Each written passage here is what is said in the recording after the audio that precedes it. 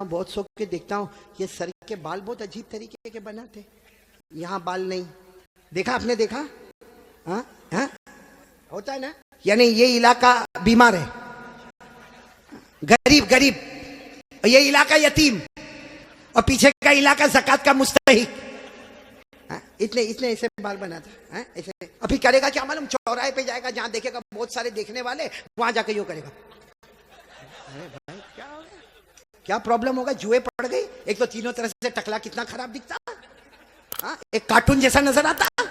बोलो सही बोल रहा हूँ गलत बोल रहा हूँ?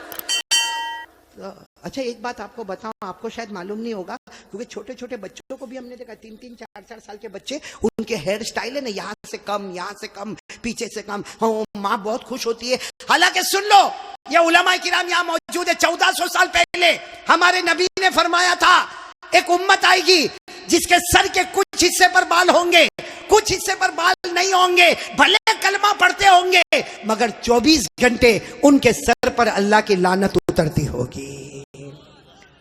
इसलिए मेरे प्यारों, ये ऐसे वैसे बाल काहे को बनाते हो भाई? बल्कि अशरफुल भाई बहुत ताज्जुब होगा, अभी हम लोगों का एक जमाना था भाई, आप लोगों का भी होगा, सबका होगा, बल्कि यहाँ जितने उलमा है, बहुत गरीबी का जमाना भी होता है। हमारे कपड़े फटे होते थे, बोलो हमारे कपड़े, तो हम लोग मालूम शर्माते थे। जैसा ये कुर्ता फटा होता था ना, तो हम उसको ऐसा कर देते थे ताकि किसी को पता ना चले कि फटा हुआ, क्योंकि भाई फटा हुआ कपड़ा पहनना अच्छा नहीं है। आज उल्टा मामला है, लोग फटे हुए कपड़े को स्टाइल बोलते। यहाँ भी बैठे होंगे ऐसे बेवकूफ, वो जीन्स पहनते, जीन्स वो यहाँ से फटी, यहाँ से फटी। यहाँ देखा होगा कि नहीं आपने? मैंने तो वहां हमारे गुजरात में एक को देखा, मुझे मालूम है बहुत बड़े बाप का बेटा, लेकिन उसका जीन्स यहाँ फटी, यहाँ। मैंने कहा भिखारी इधर आ। अरे क्या गुस्से हो गया, लेकिन जब करीब आया मैंने कहा क्या हुआ, क्यों गुस्से हो रहा? कहा कारी साहब आप सबसे सामने मेरे को भिखारी बोले। मैंने कहा तू पटलून फटी हुई है तो भिखारी बोलूंगा? तो यूं देखा, देखने के बाद हंसता हुआ कहता है आपको नहीं मालूम, ये तो स्टाइल है, स्टाइल। मैंने कहा स्टाइल क्या मतलब? स्टाइल का क्या मतलब? तो उसने मुझे समझाया, कौन से पिक्चर का नाम लिया मैं भूल गया। कहा कोई पिक्चर रिलीज हुआ था, कहा उसमें कोई हीरो था, वो जो एक्टर था ना, उसने ऐसी जीन्स पहना था जो एक तरफ से फटी, इधर से फटी। कहा उसने पहना, उसको देखकर सबने उसकी कॉपी करना शुरू कर दिया। मैं उस वक्त थोड़ी देर उसको देखा, मैंने कहा अच्छा उसने पहना तो सबने पहनना? मैंने कहा नहीं पहना होता तो बयान में भी कोई नहीं बैठता। नहीं, बात समझ में आ रही कि नहीं आ रही है? बहुत अजीब और गरीब मामला मेरे प्यारों।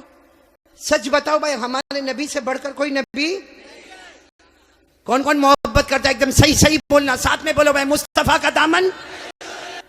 बहुत बहुत बड़ा वाकया सुनाने जा रहा हूं, ताकि मोहब्बत करने वालों को पता चलेगा कि मोहब्बत किसको कहते हैं।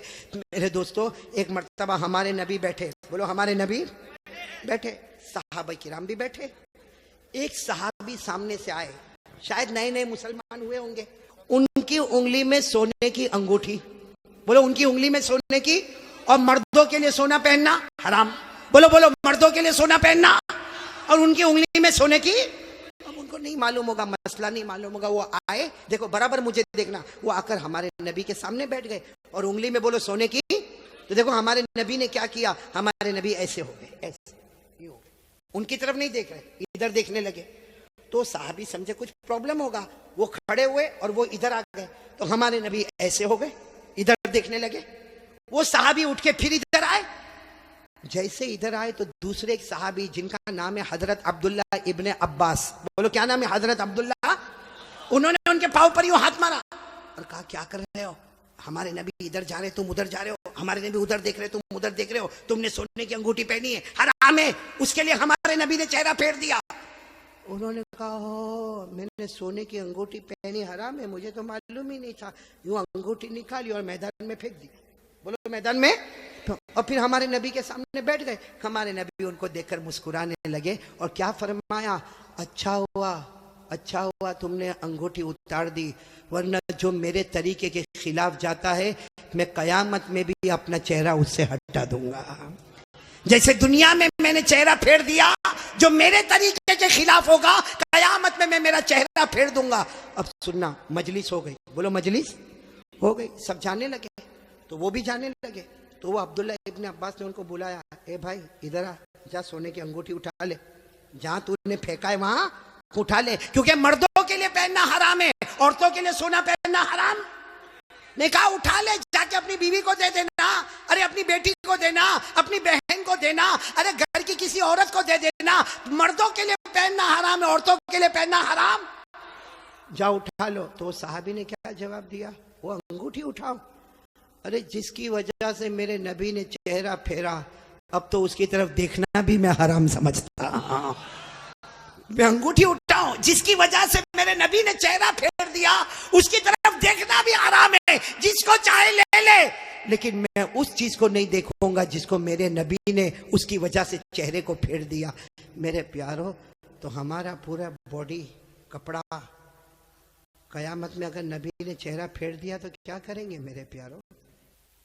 ये देखो कितने सारे बैठे, चेहरे पे दाढ़ी नहीं है, है? नहीं, मेरे को आप हंसो मत, सीधा मेरे को जवाब दे दो भाई, हमारे नबी के चेहरे पे दाढ़ी नहीं थी या नहीं थी? पूरा मजमा बोलेगा, एक आदमी के बोलने से काम नहीं चलेगा। बोलो हमारे नबी के चेहरे पे दाढ़ी, आवाज नहीं आ रही, बोलो हमारे नबी के चेहरे पे दाढ़ी थी। अबू बकर, सब साथ में बोले, हजरत अबू बकर, हजरत अली, हजरत हुसैन, इतने अल्लाह के वली गुजरे, पीराने पीर गौस पाक, बोलो शेख अब्दुल कादिर जिलानी, उनके चेहरे पे दाढ़ी थी। अजमेर वाले बाबा ख्वाजा मुईनुद्दीन चिश्ती, बोलो उनके चेहरे पे दाढ़ी थी। ख्वाजा रोशन चिराग, उनके चेहरे पे दाढ़ी थी। ख्वाजा अमीर खुसरो, उनके चेहरे पे दाढ़ी थी। अल्लाह की कसम, कोई वली नहीं बनता जब तक नबी के चेहरे को अपना चेहरा नहीं बनाता।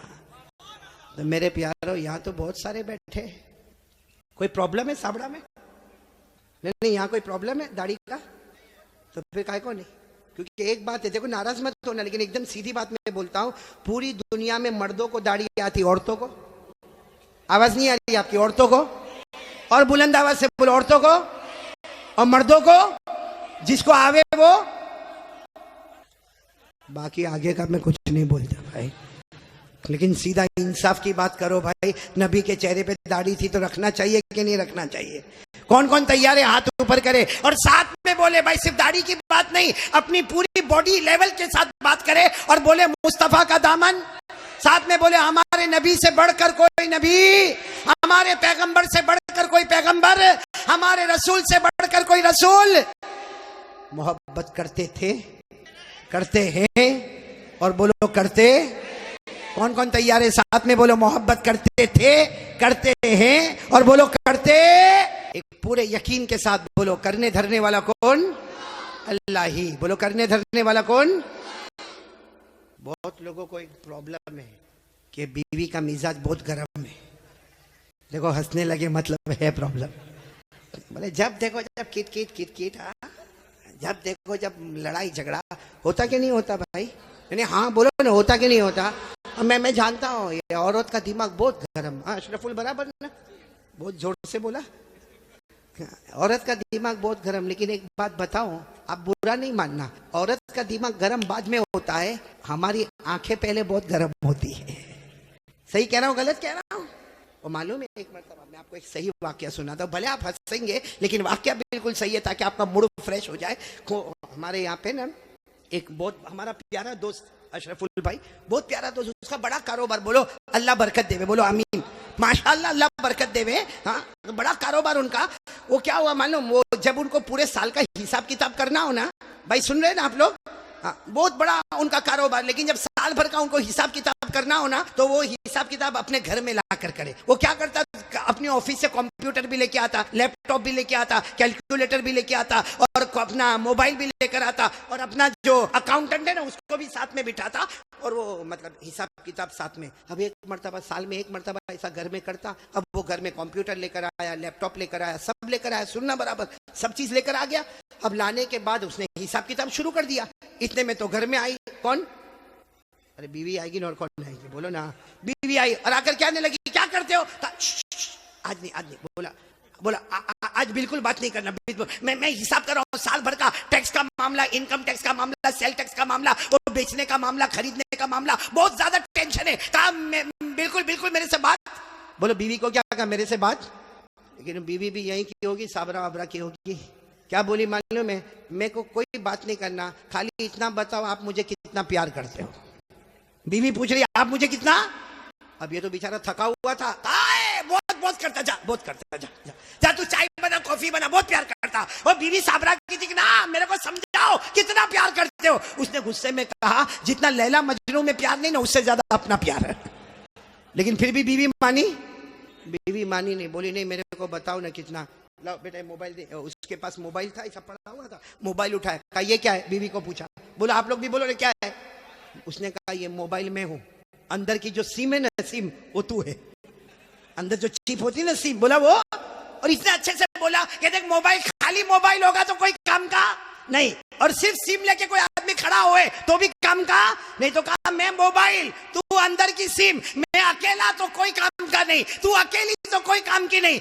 जैसा मोबाइल और सिम मिलता है तो काम आगे बढ़ता है, इसी तरह हमारी भी मोहब्बत है। मैं तेरे बगैर अधूरा और तू मेरे बगैर।